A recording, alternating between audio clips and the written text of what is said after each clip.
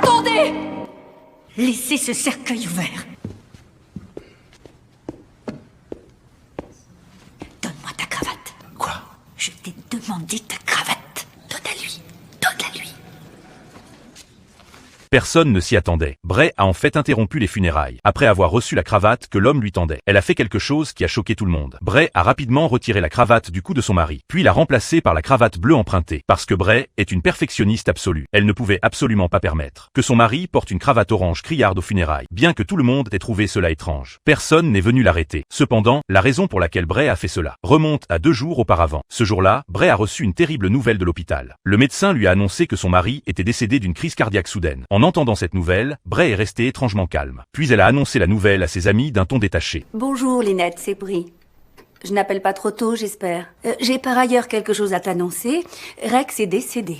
Bien qu'on ne puisse voir aucune tristesse sur son visage, ses amis ont toutes senti que quelque chose n'allait pas, craignant qu'elle ne craque. Elles sont donc venues spécialement pour l'accompagner et la réconforter. Qu'est-ce que tu fais dehors? Oh, eh bien, j'attends l'arrivée de la mère de Rex. Ce n'est plus qu'une question de secondes. Nous sommes désolés, chérie. Oh, ma chérie. Trésor, tu as le droit de craquer. Non, non, il est hors de question que je m'écoute maintenant. Pourquoi?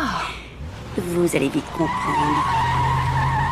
À ce moment, un taxi s'est arrêté devant la porte. La personne qui en est descendue était sa belle-mère, avec qui elle n'avait plus de contact depuis longtemps. Elle ne se voyait jamais d'habitude. Pourtant, elle s'est présentée juste après la mort de son fils. Je n'arrive pas à le croire. On dirait un affreux cauchemar. Ma vie est finie.